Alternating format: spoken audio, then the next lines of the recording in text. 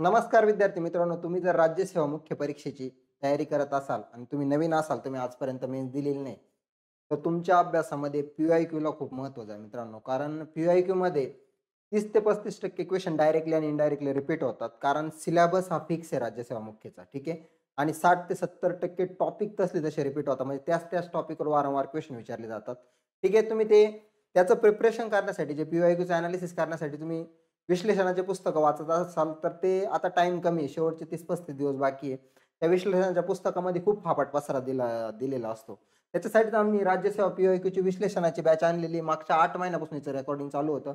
खूप standard sources वापरून ही batch तयार केलेली आहे. तुम्हाला कुठलाही क्वेश्चन अडला, तुम्हाला एखादा जी-एस-4 मधला एखादा 25 नंबरचा क्वेश्चन शोधायचा आहे तुम्हाला 2023चा. तिथं जाऊन डायरेक्ट 2023च्या फाईलवर जाऊन तुम्ही त्या फोल्डरमध्ये जाऊन तो व्हिडिओ बघू शकता. आणि त्याचं एक्सप्लेनेशन बघू शकता. म्हणजे विदिन अ मिनिटामध्ये तुम्ही त्याचा आन्सर शोधू शकता. तुमचा त्यात टाईम वाचेल आणि त्या कन्सेप्टवर वारंवार क्वेश्चन आले तर तुमचा येणाऱ्या मेन्समध्ये चुकणार नाही. अशी ही राज्यसेवेची बॅच. आता आम्ही ज्या पण टॉपिकवर वारंवार क्वेश्चन विचारले जात आहे, रिपीटेडली क्वेश्चन येत आहे, ते टॉपिक आपण वन बाय वन दररोज YouTubeला टाकणार आहे. तुम्ही ज्या वेळेला असे फावल्या वेळेमध्ये चहा प्यायला जाताय, हे कुठेतरी रूमवर टाईमपास करताय, त्यावेळेला हे व्हिडिओ बघा, जेणेकरून तुमचा स्कोर वाढायला मदत होईल. ठीक आहे. आपण दररोज एक व्हिडिओ टाकणार आहे. तुमच्या मित्रांपर्यंत पण ही बॅच पोहोचवा. आता या बॅचची फी ₹2499 मित्रांनो. पण तुम्ही जर हा कोड वापरला आर्यम1 नावाचा कोड वापरला, तुम्हाला ₹1000 डिस्काउंट याच्यावर भेटणार आहे. ठीक आहे. जे मुलं YouTube बघताय ते हा कोड वापरून तुम्ही ही बॅच फक्त ₹1500 मध्ये 1499 मध्येच घेऊ शकता. एवढी स्वस्तामध्ये ही बॅच तुम्हाला कोणीच देणार नाही. कारण ही 120 तासाची बॅच आहे. पूर्ण जीएस एकदम व्यवस्थित डिटेलमध्ये कव्हर केलेले आहे. आता हे झालं बॅचबद्दल. आता आपण आजचा टॉपिक बघूया, ज्याच्यावर वारंवार आयोग क्वेश्चन विचारतो. व्यवस्थित प्रिपेअर करा आणि तुमचे मार्क्स वाढवा. आता हा क्वेश्चन बघा. 64 नंबरचा हा तर 2022चा रिपीट. हा 2022, 20, 21, 22 तिन्ही वर्ष रिपीट आहे हा क्वेश्चन. ठीक आहे. म्हणजे 3 क्वेश्चन पहिल्या 5-6 क्वेश्चन मधले तसले तसे डायरेक्ट रिपीट झाले. विचार करा ना, पूर्ण 60 मध्ये जिओग्राफीचे 10-12 क्वेश्चन रिपीट झाले. हिस्ट्रीचे 10 एक रिपीट झाले. 20-22 ॲग्रीचे 5-6 रिपीट झाले. झाले ना 25-26 क्वेश्चन. फुकटचे मार्क्स आहे आणि ते खरे तुम्ही तुम्ही मेरिटमध्ये येणार आहे किंवा पास होणार आहे का नाही हे ठरवा. हे 25 याच्यातलं एक सुद्धा मार्क्स गेला नाही पाहिजे, हेच टार्गेट आहे आपलं. आता मी ही थिअरी हे सगळं एक्सप्लेन केलेलं आहे बरं का. डिटर्मिनिझम एक्सप्लेन केलेलं आहे, पॉसिबिलिझम एक्सप्लेन केलेलं आहे, निओ डिटर्मिनिझम एक्सप्लेन केलं. पण आज 2023चं हे शेवटचं लेक्चर आहे जिओग्राफीचं. ठीक आहे. म्हणजे आता हे शेवटचं वर्ष आहे. पुन्हा एकदा रिव्हिजन म्हणून एक्सप्लेन करतो. लक्षात ठेवा आता, ब्लाश, बोमेन, ब्रुन्स या भूगोलतज्ञांनी कोणत्या विचारसरणीचे समर्थन केले? तर कोणत्या विचारसरणीचे समर्थन केले होते त्यांनी? पॉसिबिलिझमचं केलं होतं. म्हणजे शक्यतावादाचं त्यांनी काय केलं होतं? समर्थन केलं होतं. ठीक आहे. आता ते एक समजून घेऊ काय. आता हे जे दिलेलं आहे हा चार्ट, हा तुमच्यासाठी आणलेला आहे मी. आयोगाच्या क्वेश्चन पेपरमधून काढलेले सायंटिस्ट आहे. याच्या बाहेर क्वेश्चन जाणार नाही.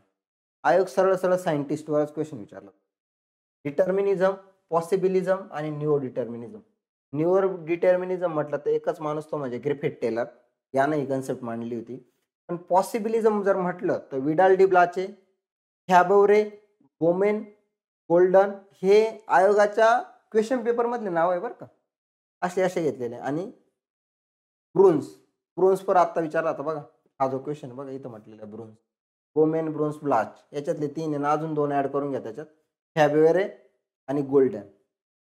हे कशाचे समर्थक होते? हे पॉसिबिलिझमचे समर्थक होते. कशाचे? पॉसिबिलिझम. आणि इकडे बघा एलेन सॅम्पल, ज्याचा आपण बुक बघितला आता, तो हम्बोल्ट, रिटर आणि रॅटझेलवर ऑलरेडी आपण बघितलं होतं, मानवी भूगोलाचा जनक. ठीक आहे. रॅटझेल. आणि जर मॉडर्न मानवी भूगोलाचा जनक जर म्हटलं तर कोण आहे? Vidal de Blache. हे पण बघितलं होतं आपण. आता या कन्सेप्ट काय आहे एक्झॅक्टली? डिटर्मिनिझम काय आहे? तर डिटर्मिनिझम इंग्लिशमध्ये वाचा बरं का. कारण आयोग आहे ना, वेगवेगळ्या क्वेश्चन पेपरमध्ये वेगवेगळं ट्रान्सलेशन देतात. कधी संभाव्यवाद म्हणतं, कधी शक्यतावाद म्हणतं, कधी वेगळंच काहीतरी नाव वापरतं. त्याच्यामुळे 3 नाव पाठ करून घ्यायचे. डिटर्मिनिझम, पॉसिबिलिझम आणि निओ डिटर्मिनिझम. ठीक आहे. तर डिटर्मिनिझम म्हणजे काय म्हणतात? याला एन्व्हायरमेंटलिझम पण म्हटलं जातं. काय म्हटलं जातं? एन्व्हायरमेंटलिझम पण म्हटलं जातं.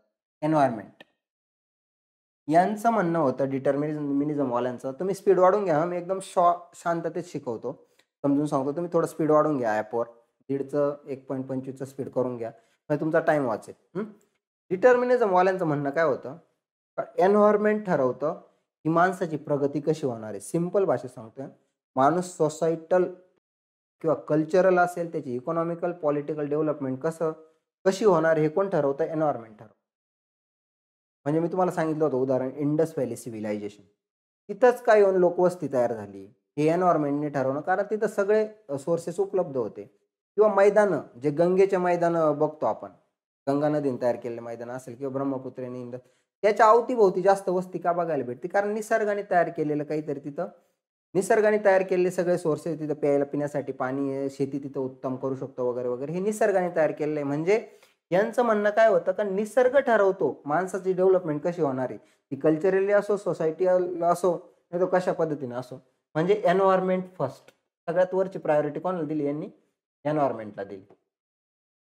म्हणजे भाई पर्यावरण फर्स्ट आहे, बाकी सगळं दुय्यम आहे. पर्यावरणच ठरवतं, एन्व्हायरमेंट ठरवतं का माणूस कसा राहणार. ठीक आहे. म्हणजे फर्स्ट प्रायोरिटी यांनी कशाला दिली?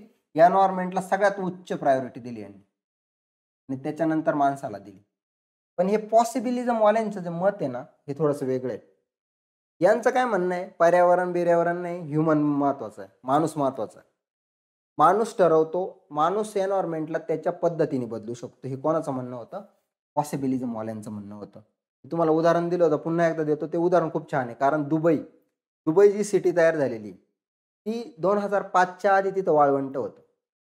पण तिथं आता माणसाने काय केलं, त्याच्या टेक्नॉलॉजीचा वापर करून तिथं पाणी आणलं आणि तिथं एकदम जगातली सगळ्यात सुंदर सिटी तयार केली दुबई.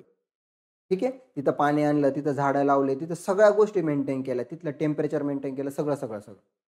मग यांचं काय म्हणणं आहे, जर एन्व्हायरमेंटने तिथं वाळवंट तयार केलं होतं, तिथं तर कोणतीच पॉसिबिलिटी नव्हती का माणूस जाऊन तिथं राहू शकतो, तिथं डेव्हलप होऊ शकतो. माणसाने एन्व्हायरमेंटला तिथल्या बदलवलं आणि तिथलं वातावरण पूर्ण चेंज करून तिथं ही माणसाला राहण्यासारखी परिस्थिती निर्माण केली. हे माणसाने ठरवलंय. यांचं काय म्हणणं होतं, माणूस सगळ्यात श्रेष्ठ आहे. ह्युमन सगळ्यात श्रेष्ठ आहे. मग नंतर सगळं एन्व्हायरमेंट येतं. यांचं म्हणणं. ठीक आहे. याच्यामध्ये कोण येतो? विडाल डिब्लाची येतो, फॅबोरे येतो, बोमेन येतो, गोल्डन येतो आणि ब्रुन्स येतो. ठीक आहे. हे झालं पॉसिबिलिझम. सिंपल. जास्त डेप्थमध्ये जायचं नाही. सिंपल कन्सेप्ट कळली. आता पुढे बघा. New determinism. याला असं पण म्हटलं जातं stop and go. Stop and go determinism पण म्हटलं जातं याला. न्यू डिटर्मिनिझम पण म्हणतात. यानं कशाचा वापर केला होता? सिग्नलचा. जो सिग्नल असतो आपल्या रस्त्यावर बघा, त्या सिग्नलचा वापर करून यानं समजावलं होतं. तर त्याचं म्हणणं होतं, दोनच याच्यामध्ये समजवतो. त्याचं म्हणणं आपल्याला एन्व्हायरमेंट दोन प्रकारचे सिग्नल देतो, रेड आणि ग्रीन सिग्नल असतोय. Green signal.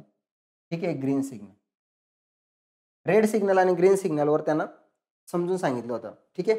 कसं याचं म्हणणं होतं, दोन्ही गोष्टी महत्वाच्या, दोन्हींचा बॅलन्स केला होता, ह्युमन पण आणि एन्व्हायरमेंट.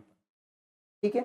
ज्या वेळेला माणसाचं डेव्हलपमेंट चालू असतं, डेव्हलपमेंट चालू राहतं, एक वेळ अशी येते की एन्व्हायरमेंट काय म्हणतात त्याला प्रतिसाद द्यायला लागतं. मग वेगवेगळे डिझास्टर, ग्लोबल वॉर्मिंग वगैरे अशा पद्धतीने एन्व्हायरमेंट सांगायला लागतं का आता पुढे धोका आहे, आता थांबा. म्हणजे का? आता स्टॉप व्हा. आता तुम्ही स्टॉप व्हा. आता तुम्ही एन्व्हायरमेंटचं पूर्णपणे नुकसान केलं. आता ते एन्व्हायरमेंटचे परिणाम तुम्हाला भोगायला लागतील. हे कोणाला सांगतंय? एन्व्हायरमेंट ह्युमनला सांगतंय. ठीक आहे. मग तिथं काय करायचं राहतं? तिथं तुम्ही स्टॉप व्हायचं राहतं. आणि जिथं एन्व्हायरमेंट तुम्हाला ग्रीन सिग्नल देईल, ग्रीन सिग्नल म्हणजे काय? जिथं तुम्ही डेव्हलपमेंट केली तर एन्व्हायरमेंटला काही धोका नाही राहणार, माणसाची पण प्रगती होईल आणि एन्व्हायरमेंट पण व्यवस्थित राहील. तिथं गो म्हणाल एन्व्हायरमेंट तुम्हाला. काय म्हणा? गो, जा, करत राहा प्रगती.